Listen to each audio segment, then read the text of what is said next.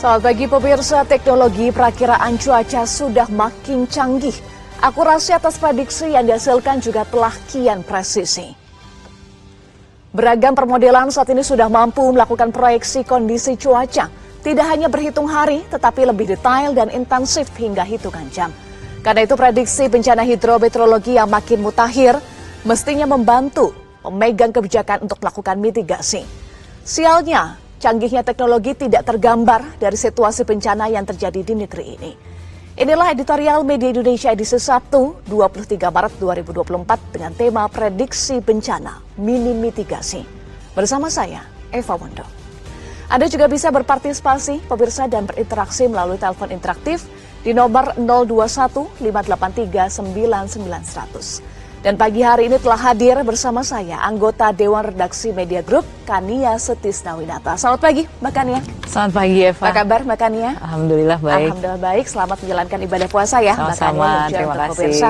Kita akan bahas nanti untuk tema editorial Media Indonesia hari ini, Sabtu 23 Maret 2024, dengan tema prediksi bencana mini mitigasi. Tetapi sebelumnya kita akan bahas dulu ya, ada 3 headline Media Indonesia untuk hari ini, Mbak Kania dan juga pemirsa. Ini dari e-paper ya, kita akan simak. Yang pertama, kompetisi berakhir saatnya bersatu. Ini memaknai juga ya, Mbak Kania, pertemuan Ketua Umum Partai Nasdem Surya Paloh dan Presiden terpilih hasil pemilu 2024 Prabowo Subianto ya.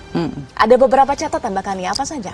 Ada beberapa catatan ya, kalau kita melihat memang peristiwa yang terjadi kemarin gitu, pertemuan antara Ketua Umum Partai Nasdem Surya Paloh kemudian juga dengan Prabowo Subianto yang sekarang sudah menjadi Presiden terpilih begitu, sesuatu yang menyita banyak perhatian dan tentunya dibutuhkan, dikatakan seperti itu karena dua-duanya adalah tokoh bangsa dan dua-duanya tadinya berbeda kubu begitu ya. Kemudian dengan pertemuan kemarin itu seakan-akan paling tidak apresiasi juga disampaikan oleh Pak Prabowo kemarin saat bertemu bagaimana Partai Nasdem adalah partai pertama yang kemudian juga mengakui hasil pemilu dan juga mengucapkan selamat begitu ya, yang dilakukan melalui Ketua Umumnya Surya Paloh begitu. Dan kalau kita melihat kerukunan seperti ini adalah sesuatu yang bisa berdampak positif, terutama terhadap masyarakat, karena yang paling penting itu adalah menjaga persatuan. Dan dikatakan juga bahwa menyikapi hasil pemilu adalah realita politik dan juga konsekuensi logis begitu dari sebuah sistem demokrasi. Ya? Betul. Nah, ini juga bisa dimaknai sebagai kedewasaan dalam berpolitik ya, Mbak Kania? Ya, betul seperti itu. Dan kemudian juga disampaikan bahwa terlepas dari banyak catatan begitu ya, memang sistem demokrasi yang sekarang berjalan masih banyak catatannya dan akan terus diperbaiki ke depan, tapi kematakan dalam bersikap dan juga terutama dalam menyikapi hasil pemilu itu adalah sesuatu yang dibutuhkan saat ini. Dan bahkan Prabowo Subianto juga mengatakan kemarin bahwa ini yang dituntut oleh rakyat begitu ya. Dikatakan juga kemarin disoroti soal persahabatan gitu ya, selama 40 tahun ya. Antara keduanya, dikatakan bahwa ini adalah silaturahim biasa, tapi kita tahu itu ada sesuatu di balik itu juga begitu ya. Bukan silaturahim biasa, tapi paling tidak tentunya ini adalah sesuatu yang memang harus diapresiasi begitu, disampaikan juga oleh pengamat politik gitu.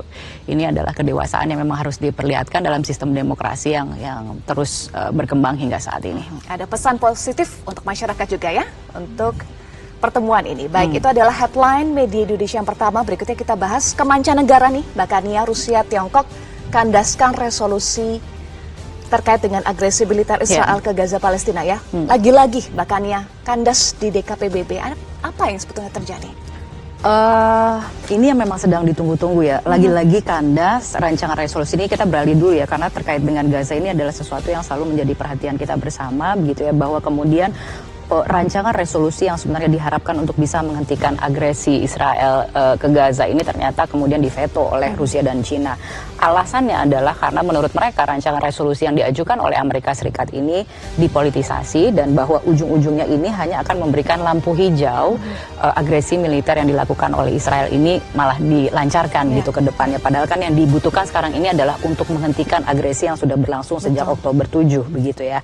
7 Oktober maksud saya. 7 Oktober 2023 ya. Iya, dan bahwa kemudian disampaikan juga oleh kedua negara tersebut yang melakukan veto bahwa rancangan itu justru memuat penilaian bahwa Hamas itu adalah kelompok teroris begitu. Itu kan sebenarnya yang kemudian menjadi salah satu alasan kenapa Israel melancarkan agresi ke Gaza begitu. Nah, itu yang kemudian membuat kedua negara ini memveto dan lagi-lagi terpaksa kita harus menunggu apalagi langkah selanjutnya untuk bisa menghentikan agresi militer yang hingga hari ini sudah menyebabkan 32.000 orang di Gaza terbunuh, ada kemudian 2 juta orang mengungsi, ada 13.000 anak meninggal dunia karena agresi yang dilakukan oleh Israel, dan ini adalah catatan dari UNICEF gitu. Jadi kita lihat apa yang kemudian akan bisa dilakukan oleh dunia ya saat ini, dan bahwa memang tekanan dunia sekarang ini semakin meningkat karena adanya rencana untuk melakukan penyerangan ke Rafah, kota paling selatan di Gaza, yang dimana kemudian setengah dari penduduk Gaza itu sedang mengungsi di sana begitu. Nah ini yang kemudian memang kita bekerjaan dengan waktu. Ya, ini miris sekali ya makanya perkembangan di Gaza, apalagi saat Ramadan kondisinya malah memprihatinkan ya. Makanya 32.000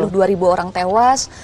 Jumlah pengungsi semakin bertambah, ada krisis kelaparan, malnutrisi juga dialami oleh anak-anak di sana. Dan mudah-mudahan bantuan masih bisa terus disalurkan gitu, dan dari Indonesia sendiri berkomitmen untuk terus melipat gandakan bantuan kemanusiaan untuk bisa menekan penderitaan warga Gaza yang di bulan Ramadan saat ini dalam kondisi yang sangat miris. Ya, kita tidak berhenti mendoakan juga untuk bangsa Palestina ya.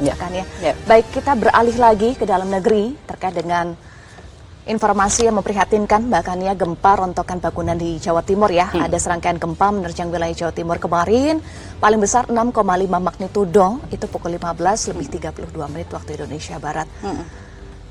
Bagaimana menyoroti ini bahkan ya gempa yang merontokkan bangunan di Jawa Timur, kemudian berdampak juga ya ke sejumlah wilayah di Jawa Timur. Ya, yang pasti ini berkekuatan 6,5 magnitudo itu termasuk kekuatan yang lumayan besar begitu, bahkan meruntuhkan bangunan di Pulau Bawean yang dikatakan adalah kawasan paling parah terguncang. Lokasi dari gempa tersebut berlokasi di laut, kemudian juga terjadi 58 kali gempa susulan begitu, dan saat ini memang masih terus mengantisipasi begitu ya. Sejauh ini belum ada korban jiwa ya yang teridentifikasi. Ada 2 korban luka ya? Ada 2 korban luka ringan, tapi belum ada korban meninggal begitu ya. Insya Allah tidak akan terjadi kerusakan yang bisa mengakibatkan nyawa dari manusia hilang. Jadi kita masih terus memantau kondisinya sampai dengan sekarang. Nah ini tentunya bencana yang tidak kita inginkan begitu ya, karena sebelumnya kita juga sudah tadi sempat membahas soal bencana banjir begitu yang terjadi di Jawa Tengah, sekarang giliran Jawa Timur yang terkena bencana gempa begitu. Jadi kita terus mendoakan tentunya bagi rakyat yang saat ini di tengah bulan Ramadan begitu ya harus menjadi korban bencana gempa yang ini kita akan bahas juga di editorial ya. Kadang-kadang sebenarnya bisa diantisipasi. Nah kalau gempa ini agak sedikit berbeda begitu ya. Tapi kalau misalnya yang berkaitan dengan bencana hidrometeorologi itu sesuatu yang sebenarnya bisa diantisipasi dan dimitigasi. Peristiwa gempa bumi di Jawa Timur yang bersamaan dengan banjir yang belum surut di Jawa Tengah sebetulnya bisa diantisipasi bahkan ya, karena sudah ada prediksinya. Tetapi kok sepertinya minim antisipasi, minim mitigasi sih Mbak Kania. Apakah tidak belajar dari sebelum-sebelumnya? Ya itu yang menjadi pertanyaan. Karena ini bukan pertama kalinya juga editorial mengulas seputar mitigasi bencana. Berulang kali sebenarnya pernah menjadi topik editorial, dan tidak kurang apa lembaga-lembaga terkait seperti BMKG juga yang misalnya berulang kali memperingatkan kita akan potensi cuaca ekstrim gitu yang akhir-akhir ini sering terjadi, dan yang juga tidak bisa, yang jika tidak diantisipasi itu bisa mengakibatkan bencana meluas seperti yang terjadi di Demak misalnya, yang dikatakan bahwa banjir yang terjadi saat ini di kawasan tersebut paling parah selama 30 tahun terakhir gitu. Bisa Anda bayangkan dibandingkan bencana serupa tahun-tahun sebelumnya, bagaimana bisa berulang kali terjadi tanpa ada mitigasi yang lebih serius, terus berulang hingga akhirnya ada sampai dengan 6 tanggul ya kalau tidak salah yang jebol karena tidak kuat menahan limpahan air hujan yang tinggi. Jadi masyarakat lagi-lagi juga yang harus menanggung akibatnya, tidak terhitung kerugiannya. Kita mau mengakui atau tidak, perubahan iklim itu kan sudah menjadi pembahasan dunia. Jadi tidak hanya menjadi masalah Indonesia. Kita mau mengakui atau tidak, bencana hidrometeorologi seperti banjir, longsor dan juga banjir bandang itu kan kian tahun kan kian meningkat begitu. Nah, karena kerusakan alam yang diakibatkan oleh ulah manusia juga. Jadi mau sampai kapan kita selalu menjadi korban gitu, seakan-akan misalnya kecanggihan teknologi yang kita tahu bisa memprediksi dengan lebih presisi dan lain sebagainya itu kan bisa dimanfaatkan untuk mengukur atau memperhitungkan dampak gitu dari cuaca, terutama cuaca ekstrim. Nah, kalau kita bicara soal mitigasi ini kan adalah upaya untuk memperkecil dan mengurangi dampak dari bencana gitu. Jadi agak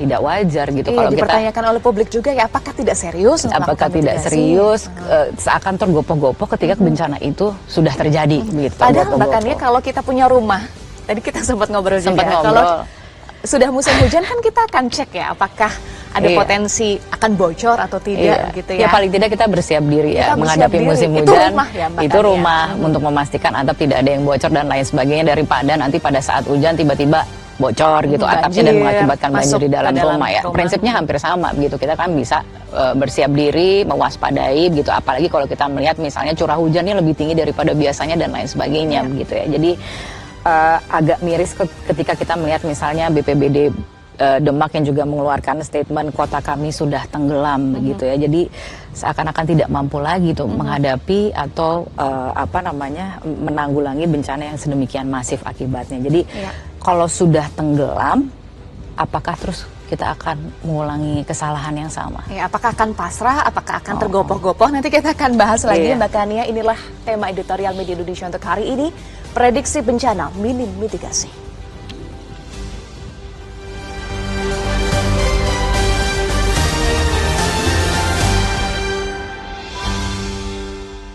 Prediksi bencana, minim mitigasi.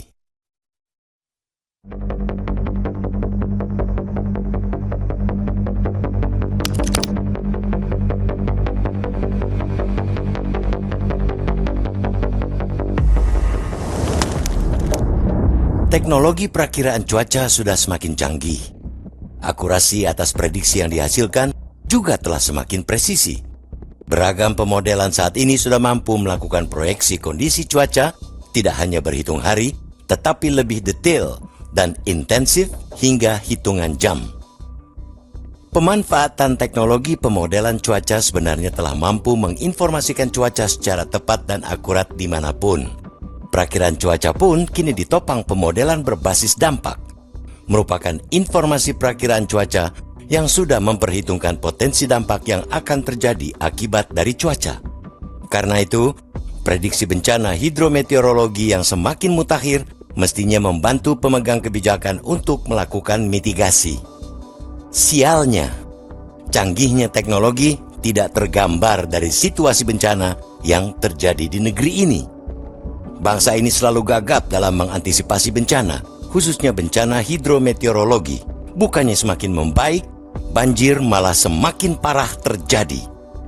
Di wilayah Demak, Jawa Tengah misalnya, alih-alih proses mitigasinya membaik, kemarin justru Demak terendam banjir.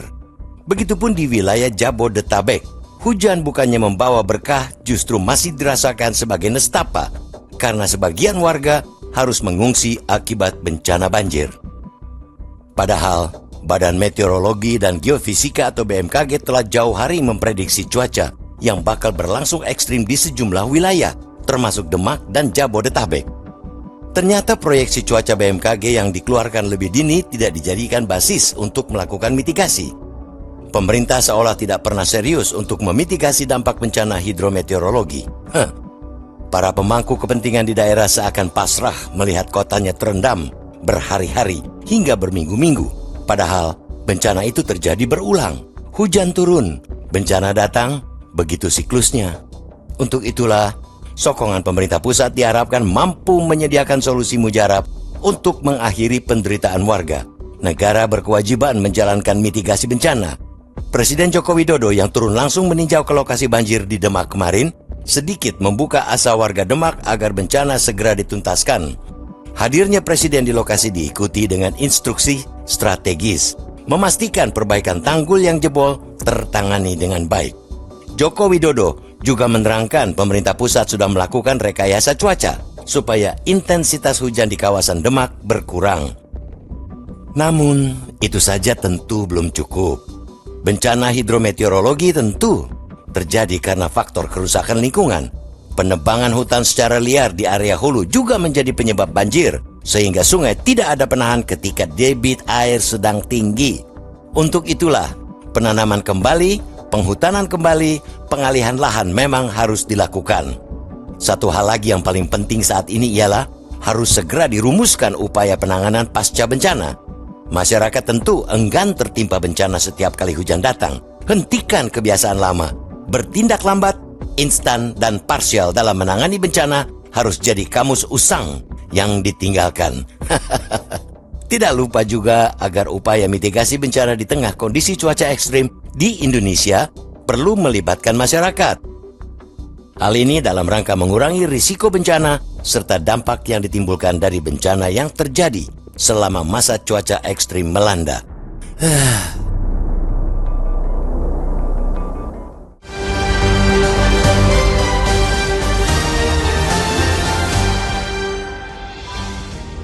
Pemirsa, kita jeda dulu. Kami informasikan kepada Anda bisa berpartisipasi dan berinteraksi terkait dengan tema yang kami bahas dalam editorial Media Indonesia hari ini melalui telepon interaktif di nomor 021 583 9900. Kami akan kembali sesaat lagi untuk Anda.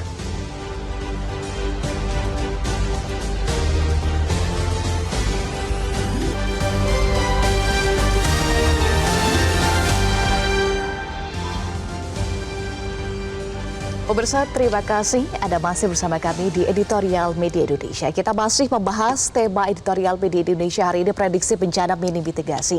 Bahkan seperti yang ditulis oleh Editorial Media Indonesia bahwa teknologi perakiraan cuaca kan makin canggih. Harusnya prediksinya kan makin presisi. Tetapi mitigasinya kok makin minim Mbak Kania. Ini yang menjadi seperti kontradiktif nih Mbak Kania.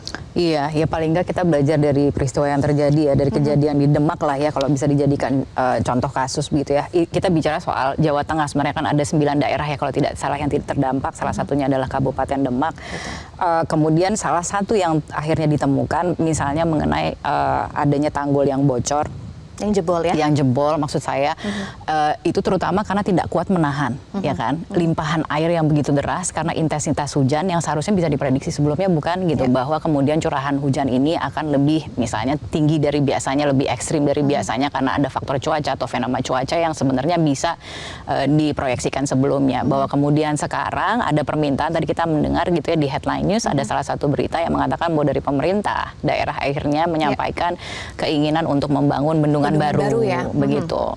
Akibat dari mungkin peristiwa yang juga terjadi atau bencana persisnya ya, karena kita melihat kan betapa ketinggian banjir itu bisa mencapai 2 meter loh. Bahwa kemudian kemarin Presiden Jokowi datang katanya sudah mulai surut sampai dengan 50 cm, tapi Presiden pun mengakui bahwa aktivitas warga dengan ketinggian banjir setinggi 50 cm saja masih terganggu gitu ya. Tapi intinya adalah bagaimana kemudian kita memanfaatkan informasi yang sebenarnya kita bisa akses setiap saat dan semakin dipercanggih gitu presisi dan akurasinya, termasuk juga sekarang kan kita bicara bagaimana memodifikasi cuaca misalnya curah hujan itu di Jawa Tengah terutama apakah bisa kemudian dikurangi dan lain sebagainya. Itu salah satu jalan keluar yang akan ditempuh terutama untuk mengantisipasi atau memitigasi ya, karena mitigasi itu kan tidak saja soal perencanaan. Nah, itu nanti kita bahas. Tapi juga pada saat dan sesudahnya begitu apa yang harus dilakukan, dan jadi itu saja terkesan mitigasi ya. Iya, terkesan gagap bukan? Ya, tapi nanti kita tanya ke pakarnya. Tanyakan pakarnya karena sudah tersambung juga Mbak Kania untuk membahas tema editorial hari ini. Kita telah terhubung melalui sambungan telepon dengan pakar kebencanaan Universitas Gadjah Mada UGM Profesor Suratman. Selamat pagi Prof. Suratman. Selamat pagi Mbak. Iya, salam tangguh, salam sehat. Salam tangguh, salam sehat Prof. Suratman dengan Eva dan Mbak Kania di studio. Prof. Suratman, ini kan baru memasuki awal Maret 2024, tetapi puluhan bencana dengan jumlah korban yang tidak sedikit terjadi di sejumlah wilayah di tanah air. Mengapa kesannya selalu berulang ya, Pak Suratman? Sudah ada prediksi tetapi seolah minim mitigasinya. Iya. Baik, itu punya sejarah sejak Pulau Jawa terbentuk. Ini secara fisiografis, secara geologis, secara klimatologis, itu memang Jawa ini multi hazard dimension.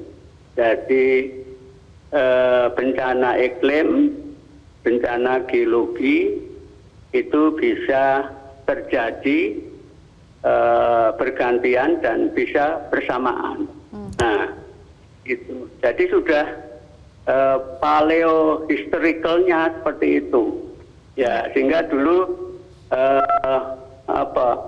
Muria itu pulau tersendiri dan akhirnya bergabung karena itu zaman kerajaan Belanda itu daerah-daerah inundation, daerah-daerah banjir, dan oleh karena itu didesain ada daik tanggul-tanggul, ya.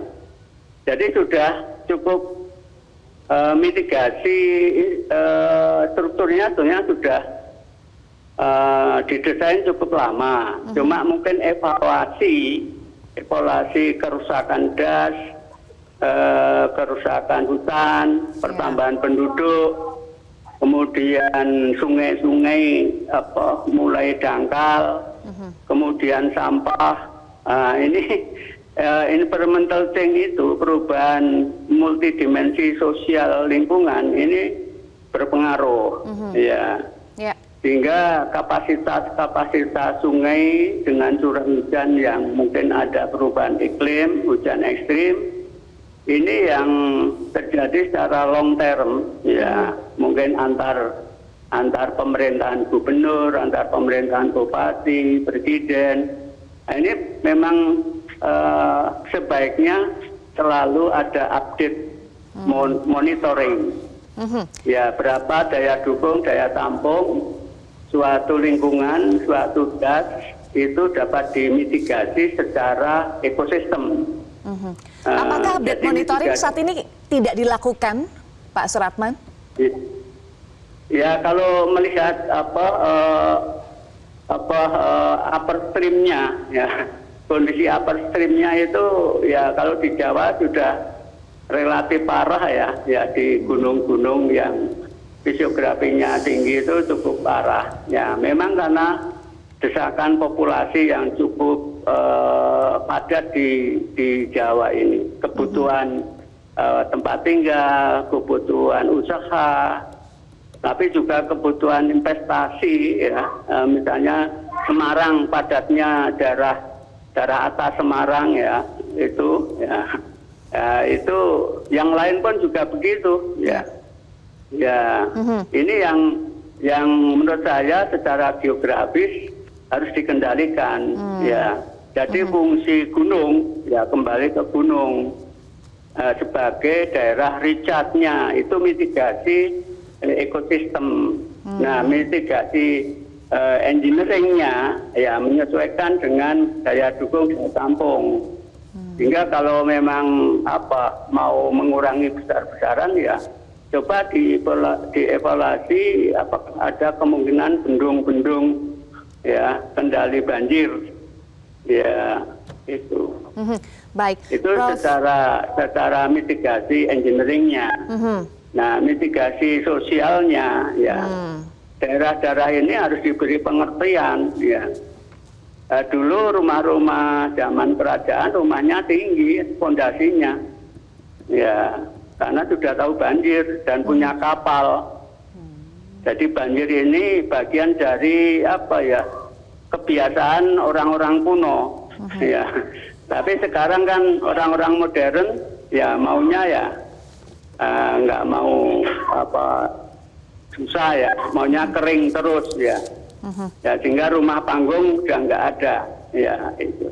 Baik. Nah, ini adaptasi permukimannya. Ya. Baik, Prof. Suratman, tadi Anda sampaikan bahwa ada mitigasi ekosistem, mitigasi engineering, dan juga mitigasi sosial yang bisa dilakukan oleh pemerintah daerah. Mulainya dari mana nih, Prof? Agar tidak seperti tergopoh-gopoh setiap ada bencana hidrometeorologi. Ya, mulai dari planning. Ya, planningnya harus fix, ya, harus precise, ya. Kawasan ini, desa ini, pegunungan ini, lereng ini dinyatakan sebagai konservasi. Ya, apa yang harus dilakukan adalah fungsi konservasi, tapi yang menghasilkan juga fungsi ekonomi. Nah, kalau itu sudah terlanjur dihuni, itu. Nah, kalau yang belum terlanjur ya sudah jadikan hutan saja. Nah, kalau ada yang kosong itu bisa dipromot untuk cadangan air, bendung, untuk objek wisata, untuk ekonomi kreatif, boleh. Ya, sehingga didesain resettlement. Ya, karena ya kalau mau transmigrasi. Di luar Jawa masih ada banyak lahan itu ya. Nah, itu dari planning ya. Kemudian dari regulasi. Dari regulasi ya harus tertib lahan ya, tertib ini perubahan ya, konversi lahan ini mungkin tata ruangnya juga nggak sesuai. Ya. Ya, harus dievaluasi tata ruang dengan konversi lahannya sesuai enggak. Ya, sawah-sawah subur jadi industri misalnya kan enggak boleh. Itu. Ya, jadi yang di atas, di tengah, di bawah harus sama-sama ketat. Karena Jawa ini, Indonesia ini hujannya hujan tropis, beda dengan Afrika. Iya. Nah, curah hujan ini karunia, bukan musuh. Ya, tinggal kita bagaimana beradaptasi, memanen hujan, memanfaatkan hujan. Iya, baik. Prof, jadi harus ada planning, harus ada regulasi ya. Tetapi sudah ada prediksi juga dari BMKG bahwa cuaca ekstrim masih akan terjadi di sejumlah wilayah di Indonesia selama beberapa waktu ke depan ya. Nah, dengan keterbatasan waktu, bekerjaan dengan waktu, apa yang bisa dilakukan supaya tidak terlambat begitu mengantisipasi dampak dari bencana hidrometeorologi, utamanya ini dampaknya adalah ke masyarakat sendiri? Iya, jadi sekarang harus detail ya. Desa Tagana itu harus segera BPD lakukan pendetilan action, ya, action tangguh bencana tiap desa. Kan tiap desa bobot bencananya nggak sama. Mungkin desa ini estimasi terendamnya 2 meter. Desa ini estimasi terendamnya kalau banjir setengah meter. Nah, ini nggak sama. Sehingga ini harus akurat. Seandainya itu bisa disimulasi bagus secara akademik. Nah, karena kita punya GPS, punya topografi simulation, punya ahli-ahli hidrometeorologis, ahli banjir, dan itu BMKG, BPBD harus berkumpul untuk mendesain simulasi ini. Dan simulasi ini dapat evaluasi sekarang. Sekarang genangannya langsung di assessment aja. Ya, assessment seperti apa? Ya. Itu besok akan terulang. Ya, kalau sejarah sekarang ini didata bagus, besok kalau ada apa-apa terulang sama desa kami hujan sekian, tergenang sekian tingginya, lamanya sekian. Nah, ini harus sekarang rapid assessment-nya harus dilakukan. Ya, bisa dengan foto udara, dengan GIS ya. Di UGM sebenarnya ada klinik lingkungan dan mitigasi bencana budaya. Coba kami akan pantau, ikut memantau juga ya. Tapi kami perlu disupport oleh jejaring informasi yang ada di daerah. Baik, terakhir singkat saja pesan Anda untuk warga agar semakin bisa sadar dan juga tanggap terhadap bencana, Prof. Ya, terutama kalau ada hujan-hujan panjang, jadi tidak harus deras. Tapi hujan yang sering 3 hari hujan terus-menerus, ini harus segera cepat waspada lagi. Ya, jadi kalau hujan sesaat itu mungkin langsung hilang. Ya, tapi kalau hujan yang dulu bahasa Jawanya gerje, itu hujan. Nah, yang dikhawatirkan juga ada longsor. Nah, ini hati-hati. Ya. Baik. Ya, dari daerah atas longsor, daerah bawah banjir. Dan mungkin karena ini jebol tanggul, kerugiannya itu mungkin sedimentasi, perlu dievaluasi. Sedimentasi materialnya itu perlu dievaluasi. Baik. Ya. Terima kasih pakar kebencanaan Universitas Gadjah Mada UGM Profesor Suratman sudah bergabung bersama kami di Editorial Media Indonesia. Pemirsa, kita jeda dulu, kami akan kembali sesaat lagi untuk Anda.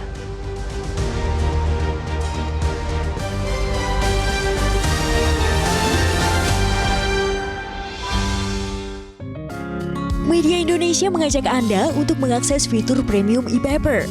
Dengan sajian konten berbasis intelektual dan meneguhkan kebangsaan, Media Indonesia tampil dengan lebih dinamis melalui e-paper Media Indonesia yang dapat Anda akses kapan saja, di mana saja.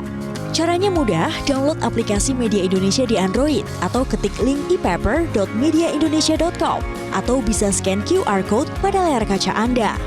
Klik tab e-paper di bagian samping layar tablet Anda, daftarkan data diri, serta pilih paket berlangganan e-paper Media Indonesia sesuai dengan kebutuhan Anda. Nikmati juga bonus spesial tambahan 4 halaman rubrik fokus setiap hari. Semua bisa Anda dapatkan hanya di e-paper Media Indonesia.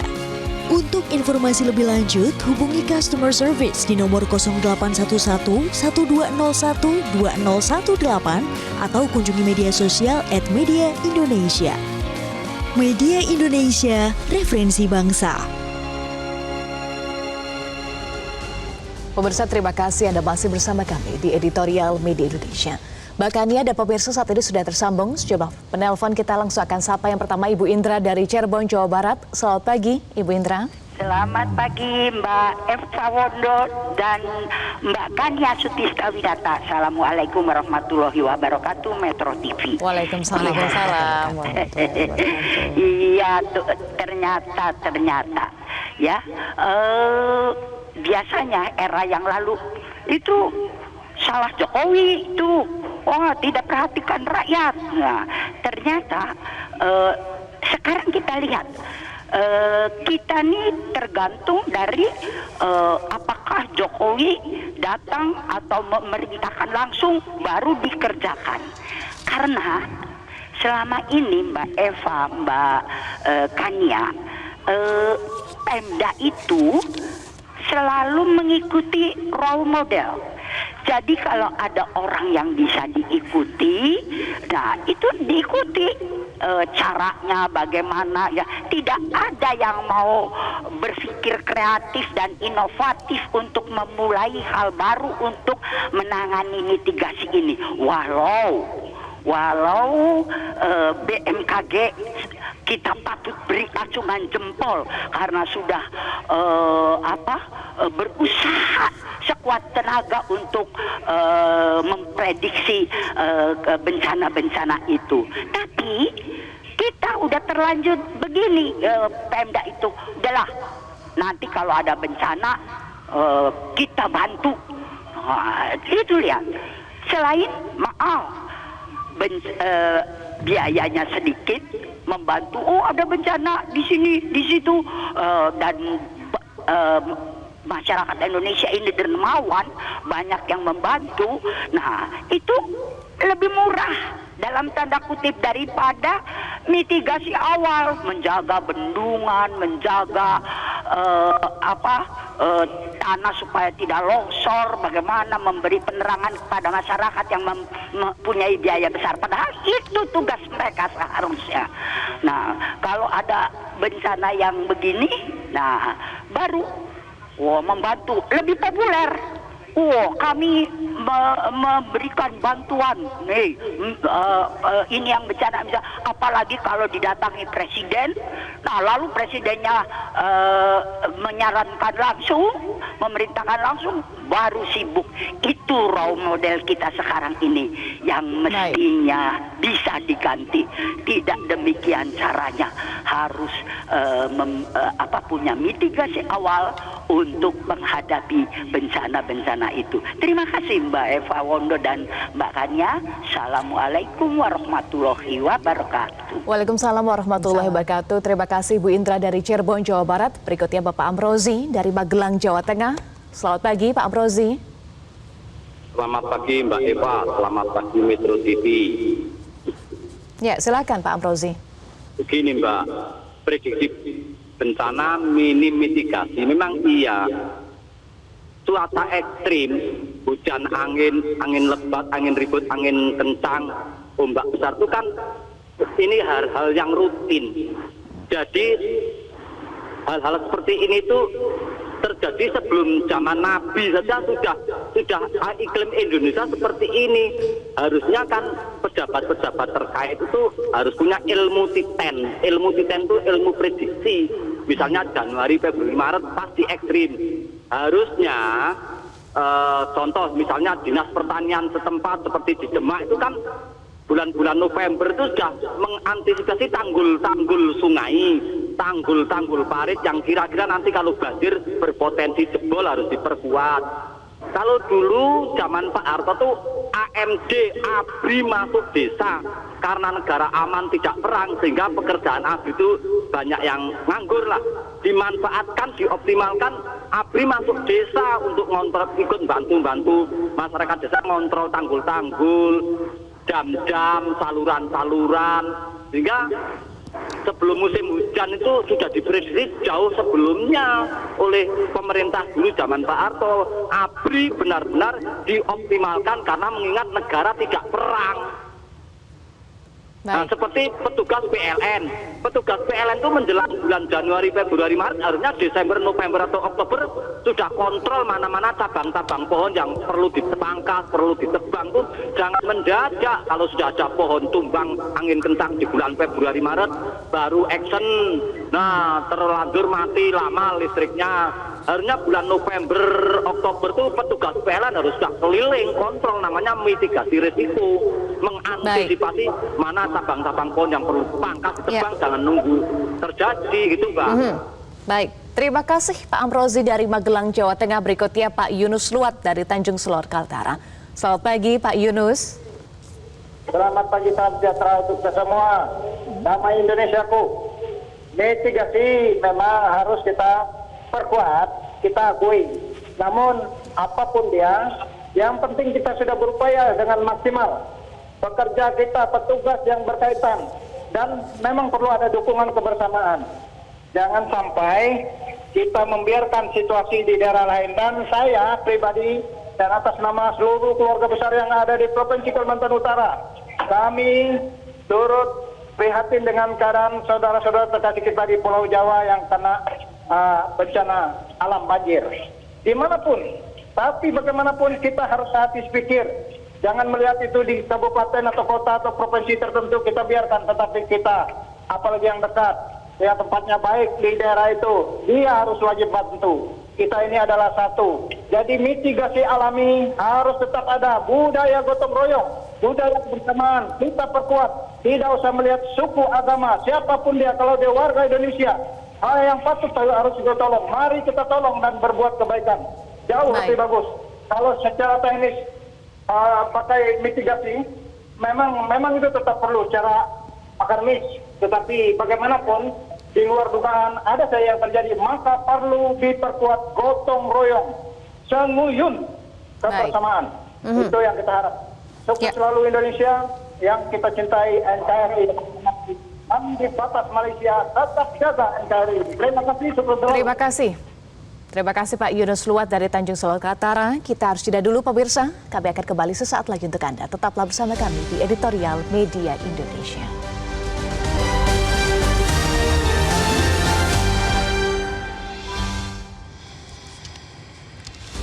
Anda kembali bersama kami di Editorial Media Indonesia.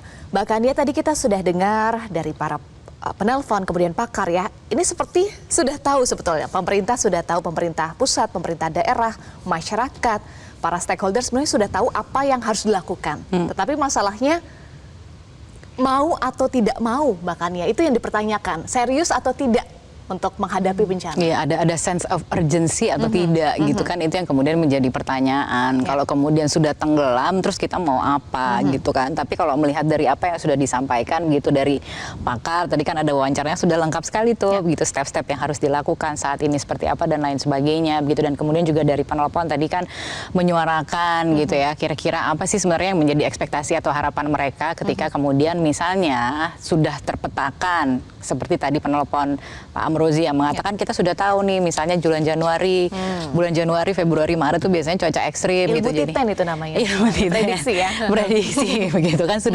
sudah paling tidak tuh sudah ada ancar-ancarnya gitu. Nah, tapi mungkin ada satu hal yang perlu digarisbawahi tadi yang disampaikan oleh pakar dari BRIN yang mengatakan ini kan kita bicara soal monitoring. Poinnya adalah monitoring. Ini apakah dari UGM? Poinnya adalah monitoring. Dan bahwa kita sudah mendesain sedemikian rupa tetap saja misalnya ada incremental changes atau perubahan yang mungkin kita tidak monitor tapi terjadi begitu. Misalnya soal kepadatan penduduk, jumlah populasi yang bertambah, soal debit sungai dan lain sebagainya, soal sedimentasi tanggul dan lain sebagainya, begitu yang memang harus terus menerus tuh dilakukan evaluasi begitu. Dan ada satu hal yang menarik juga dikatakan bahwa sebenarnya Pulau Jawa ini kan tadi dikatakan rentan multi hazard ya, multi hazard dimension, kebayangkan, dan itu bisa terjadi secara bergantian bahkan bersamaan. Gitu. Ada bencana meteorologi, ada bencana gempa dan lain sebagainya begitu. Jadi memang harus dipetakan betul secara presisi, secara fix dari segi regulasi dan lain sebagainya. Planning, begitu. regulasi ya. Iya, nah ini yang kemudian kan kita harapkan, apalagi kalau kita bicara misalnya sekarang dalam konteks kekiniannya adalah soal perubahan iklim gitu, yang sekarang ini juga dinyatakan sebagai tantangan dunia. Lagi-lagi bukan tantangan Indonesia saja tapi tantangan dunia. Karena apa? Karena kerusakan alam gitu. Jadi soal kerusakan alam ini harus menjadi perhatian kita bersama juga. Tapi paling tidak kita bicara memang bagaimana semua bisa berpartisipasi, tidak hanya pemerintah dari pusat sampai daerah, termasuk stakeholder terkait kan, BMKG dan lain sebagainya, ada BPBD gitu yang kemudian juga sebenarnya punya fungsi yang sangat strategis begitu ya. Bicara mengenai misalnya simulasi ini udah di tingkat desa begitu untuk memastikan kalaupun terjadi banjir itu apakah ketinggiannya itu bobotnya sama atau tidak, dan apa yang harus dilakukan. Jadi melibatkan ada masyarakat di sana. Melibatkan masyarakat. Jadi kan kemudian juga disampaikan kalau misalnya kita bicara soal intensitas hujan sudah 3 hari berturut-turut hujan terus, nah itu kita harus waspada. Jadi ada hal-hal yang tips and trick seperti itu yang kemudian juga harus diketahui oleh masyarakat dan antisipasinya seperti apa. Menarik tadi dikatakan oleh Pak Karbrin, masyarakat modern. Pakar dari UGM, mohon maaf. Masyarakat modern katanya gitu. Masyarakat kuno itu dulu sudah bisa beradaptasi. Bagaimana dengan masyarakat modern? Nah, ini yang kemudian menjadi pertanyaan, teknologi semakin canggih masa tidak bisa beradaptasi begitu. Harusnya kan prediksinya makin presisi, harusnya mitigasinya juga semakin meningkat begitu ya, semakin maksimal. Dan kita kalau bicara soal bencana itu kan juga soal kerugian itu bukan kerugian nyawa saja, tapi juga kerugian ekonomis gitu. Kita bicara soal sarana prasarana yang kemudian rusak dan lain sebagainya, itu kan lagi-lagi menimbulkan biaya gitu. Nah memang kalau kita bicara soal mitigasi sekarang investasi di awalnya nih apa gitu, itu tetap harus dikeluarkan. Misalnya soal bendungan yang akhirnya diminta, karena ternyata misalnya ditemukan bahwa misalnya tanggul-tanggul yang di Demak itu usianya sudah puluhan bahkan ratusan tahun gitu. Jadi sebenarnya secara ekosistem tadi yang disampaikan dari UGM kan sebenarnya sudah didesain gitu. Tapi apakah sekarang desain yang ada itu sudah bisa beradaptasi dengan kondisi yang sekarang ini? Sudah update belum ya? Sudah update belum dengan perubahan cuaca, dengan intensitas hujan. Tapi lagi-lagi saya ingin juga menggarisbawahi tadi yang dikatakan oleh Prof. Suratman, curah hujan itu adalah karunia loh. Ya, saya suka sekali dengan itu. Karunia bukan musuh. Bagaimana sekarang caranya beradaptasi dan memanen? Iya, bagaimana beradaptasi dan memanen, kuncinya adalah bagaimana implementasi dan juga update terus monitoringnya ya. Mbak Kania, terima kasih sudah bergabung bersama kami. Mbak Kania Sutisnawinata. Terima kasih. Pemirsa, satu hal yang paling penting saat ini adalah harus segera dirumuskan upaya penanganan pasca bencana. Masyarakat tentu enggan tertimpa bencana setiap kali hujan datang. Tidak lupa juga agar upaya mitigasi bencana di tengah kondisi cuaca ekstrim di Indonesia perlu melibatkan masyarakat. Hal ini dalam rangka mengurangi resiko bencana serta dampak yang ditimbulkan dari bencana yang terjadi selama masa cuaca ekstrim melanda. Demikian editorial Media Indonesia untuk hari ini. Atas nama rekan-rekan yang bertugas, saya Eva Wondo pamit undur diri. Terima kasih dan sampai jumpa.